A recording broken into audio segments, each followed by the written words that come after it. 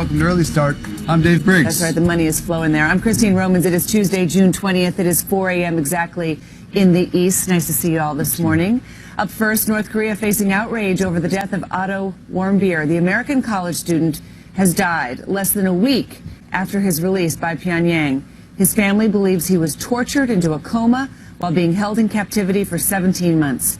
Warmbier's passing quickly sparking anger, outrage, sadness in Washington. Senator John McCain, a former prisoner himself, not mincing words. He says this: let us state the facts plainly. Otto Warmbier, an American citizen, was murdered by the Kim Jong-un regime. High-level talks between the U.S. and China begin tomorrow in Washington, and there's growing pressure on President Trump to take a harder line with Beijing to help rein in North Korea. Listen to the president's reaction to Warmbier's death. Otto Warmbier has just passed away. He spent a year and a half in North Korea. A lot of bad things happened, but at least we got him home to be with his parents, where they were so happy to see him, even though he was in very tough condition, but he just passed away a little while ago. It's a brutal regime, and we'll be able to handle it. So what does the president mean by handle it? Let's go live to Seoul and bring in CNN's Paula Hancock. Paula, good morning to you. What options does the United States really have here?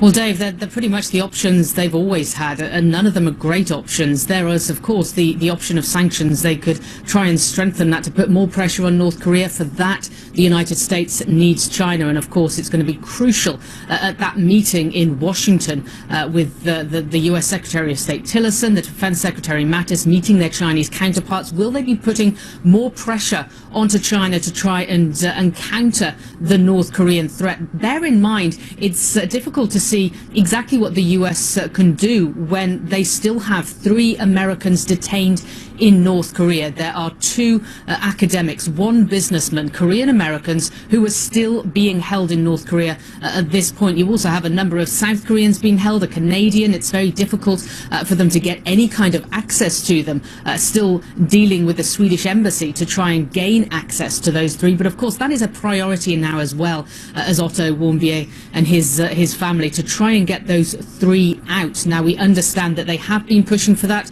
Secretary Tillerson saying it's a delicate situation. So clearly it's going to be a bit of a balancing act if they are going to be trying to put more pressure on China.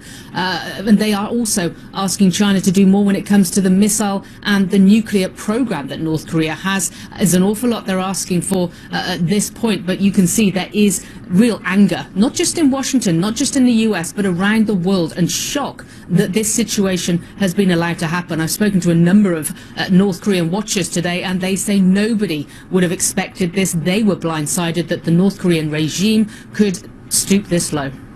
We are seeing tour groups stopping trips to North Korea, but that, of course, minimal impact. Paula, thank you. And then there's his grieving family. The family of Otto Warmbier releasing a statement in the hours after their son's passing. It reads: "It would be easy at a moment like this to focus on all that we lost, future time that won't be spent with a warm, engaging, brilliant young man whose curiosity and enthusiasm for life knew no bounds.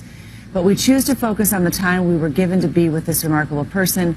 When Otto returned to Cincinnati late on June 13th, he was unable to speak, unable to see, and unable to react to verbal commands. He looked very uncomfortable, almost anguished. Although we would never hear his voice again, within a day, the countenance of his face changed. He was at peace. He was home, and we believe he could sense that." Funeral arrangements for Warmbier have not yet been announced. Democrats holding the Senate floor late